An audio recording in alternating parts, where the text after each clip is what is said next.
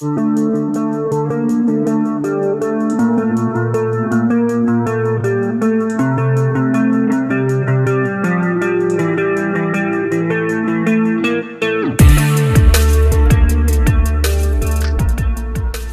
FlimsyLunchTray here, and welcome to Armored Warfare. As today we're checking out the beginner bundle. I purchased it through Steam for, I believe it's in kroner, it was $62.90. I believe in US dollars you can pick it up 15% off for $6, or you can purchase either of these two tanks for I think, see, I'm guessing $3.50 because it's 37 kroner.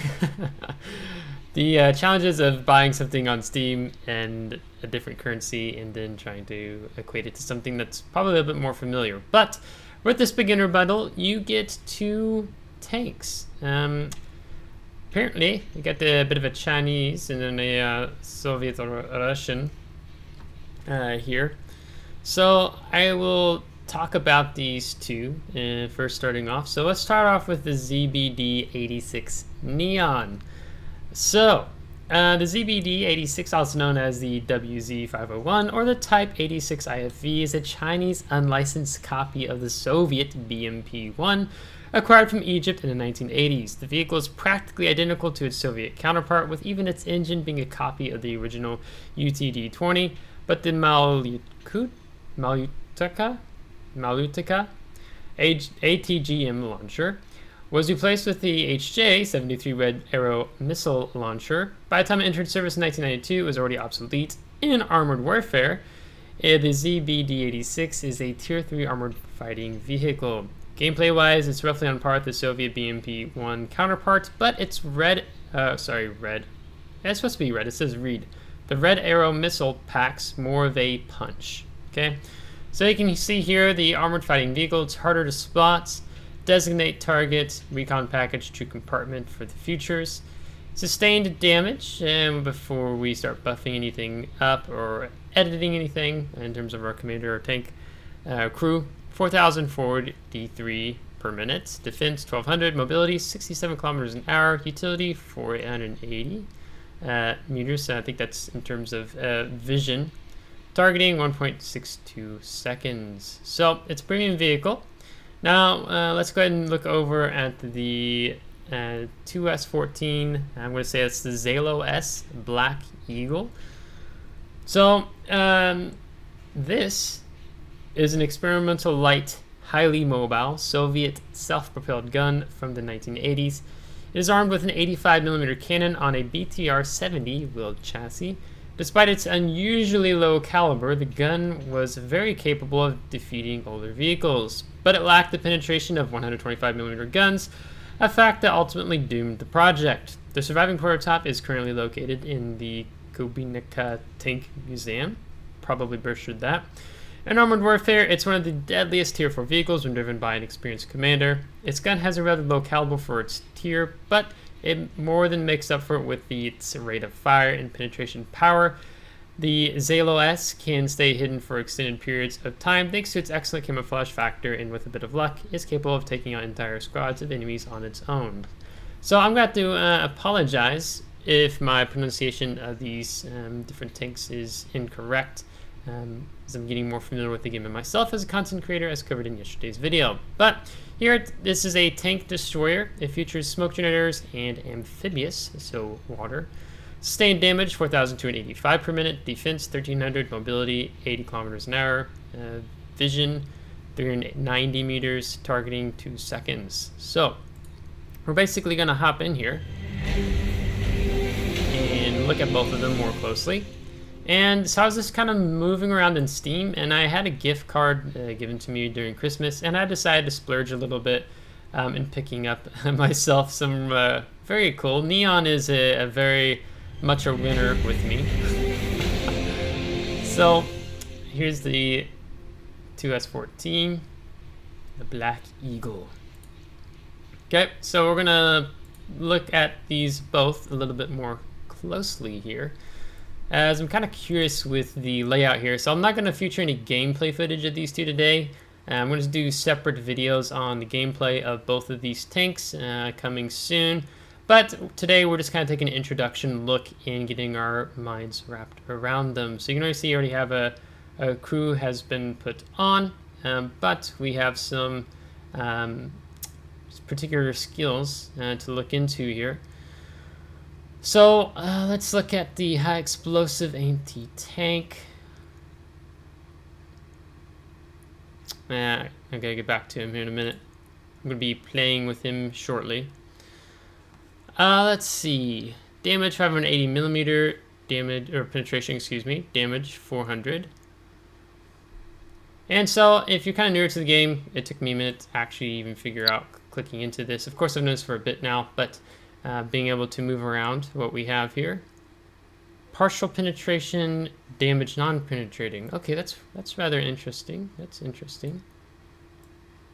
So a little more damage, but less pin. So probably something like more like that. And then we can see the red arrow. So 800 millimeter penetration, 590. Let's see, reload time 13 seconds, and then just our 7.62 millimeter armor piercing bullets here. So nothing too surprising there. Let's take a look here. Let's see, before I forget, we do want to put this on. Filled rebuild kits. So quite convenient for PvE, which is what I mainly do here. Now we can designate our target. Target designated by this ability will remain spotted for its duration and receive increased damage. Activation time 2.5 seconds. Duration 10 seconds. Cooldown 15 seconds. But probably what we're looking at that I'm a little more interested in is the anti-tank squad. Or actually, it's probably the motor squad. Anti-tank squad's kind of fun. You get a crew of 4. But it can really vary, and the squad can be very limiting if they don't have direct line of sight on enemy targets. Of course, you get the sniper, excellent scout, effective against enemy infantry and capable of destroying vehicle optics. The motor squad, you only get 1. It's squad size of 1, but he has a lot more range and can really hit targets that are concealed by, there's a building between you or him and that enemy tank, or he can deal with him versus the anti-tank squad cannot. So that is something to keep in mind there. So I've been training up this commander, Sabrina Washington. You can see the route I've been taking with her thus far. But we're going to go back and we're going to look at these, the driver and the gunner.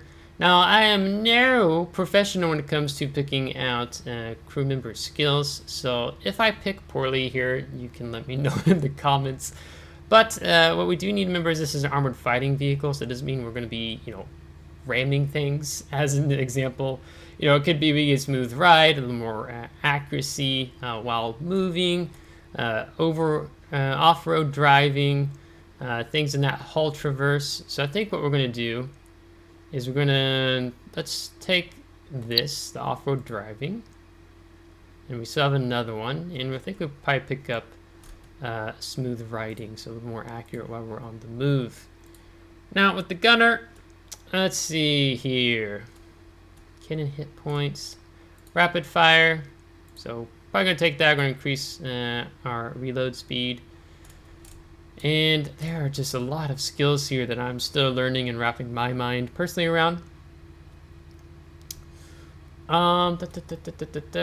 Rate of fire, so we've got that. Accuracy, decay rate, and sharpshooter. These are 2 that I tend to just in general lean more towards. Max spread, accuracy, decay rate. So, I don't know, kind of torn between both of these. Accuracy, decay rate, all firing. Let's just do that. Yeah, I feel comfortable with that. We'll roll with that. So this is pretty nice. And so with it being a premium tank, there's no, if we're playing tech tree tanks, quote unquote, we don't have to upgrade things. But we get a better idea of the tank in general here. Reload time 5.8 seconds. Defense 1200 hit points. Okay, mobility, so 67 max speed, weight 13,300. kilograms. Utility. 480 meter vision while moving, 510 vision range while stopped. And targeting. Okay, got -2 degree depression. All right, let's go ahead and move over to the Zhalo-S, and then we're going to wrap this video up. So what did we do first? We looked at the ammunition. So just getting kind of get our heads wrapped around the tank. So this has a penetration of 600, damage of 320, where the one down here has a penetration of 50, damage 370, and then partial penetration and non-penetrating 26. So again, I'm going to feel more inclined to go with more of the high explosive anti-tank. That just feels more comfortable to me when I'm looking at it. But I dropped down a little bit on the armor piercing as well. The armor piercing, high velocity armor piercing, does damage of 250, and you can kind of see with the range as our penetration is going to decrease, of course, as from 150 meters to over to 700 meters a little bit. So you lose that out, right? It makes sense. And then, of course, we got our armor-piercing bullets. So again, of course, their penetration is going to decrease over range. So probably do something more like that. And I'm always open to your comments below and giving me your thoughts as, again, I'm a noob still figuring this out, but I really want to do more content creation, of course, with Armored Warfare. Build, we build kit, we'll throw that on. And then let's look, so again, Sabrina, here with the tank destroyer. So our driver, so again, we're not going to be doing things like battering ram with this type of tank. Honestly, it's just going to be the off-road driving. So acceleration increased by 20% with off-road. And we're going to improve our smooth ride. So overall accuracy while moving is improved. And then probably very something again here similar. We'll do, it's kind of funny because on this, like, you get less options, right? Compared to this dude. As I'm trying to remember the, oh, come on. Yeah, armored fighting vehicle. And now back to the tank destroyer. Look at the gunner here a little bit more closely.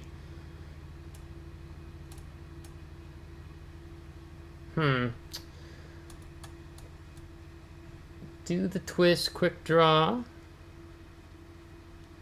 So this is gunner. Am I blind? Am I not seeing the reload? So, okay, so you do not get that on a tank destroyer, or at least this tank. Turrets, traverse, quick draw, aim speed, we improved. I do like that. Sharpshooter, max spread. Cannon hit points. Accuracy, decay rate while firing is improved. Yeah.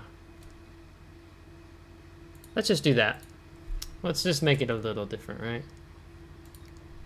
So let's go look at the sustained damage. Damage 250. So penetration 5. So the reload is. Oh, what is that?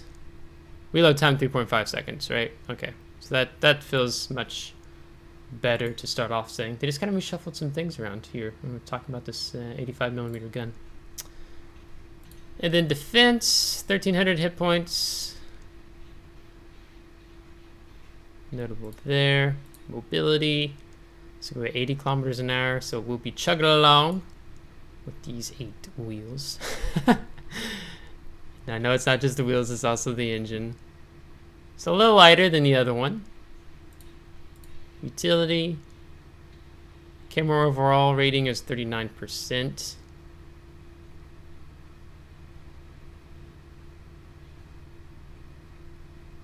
And 390 meters with our vision range while moving.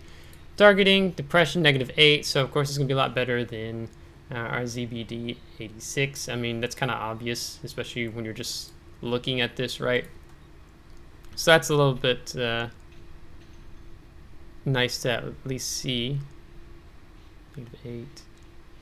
All right, so I'm pretty excited to get a feel for both of these tanks, or I should say tank destroyer armored fighting vehicle, and see them in battle. So with that being said, as I shared in the beginning of the video, they're currently on discount, at least for me in Steam, negative 15%. So roughly $6 US is going to pick you up both the ZBD-86, which isn't going to feel too different. Wait, I have the... Wait, I don't know, maybe I'm making up in my head. So because I've played other armored fighting vehicles like this, and I quite enjoy them, so I'm really interested in trying this one out. I think we'll try this one out first, and then we'll try the next one out, because I've kind of liked the not just only playing the big main battle tanks, but playing more of these lightly armored vehicles in the game. It's going to be a little bit more challenging, especially if you mess up and get caught out in the open. So if you liked today's video, give it a thumbs up. If you did not, give it a thumbs down. Subscribe if you do want to see more. Subscribe, thanks so much. I appreciate it. And please bear with me as I kind of figure out more of this rhythm of Armored Warfare content. And hopefully I'll improve in my understanding in general as we go along in the game. And you'll see some gameplay of these two tanks in the next week to 2 weeks. So until next time, take care.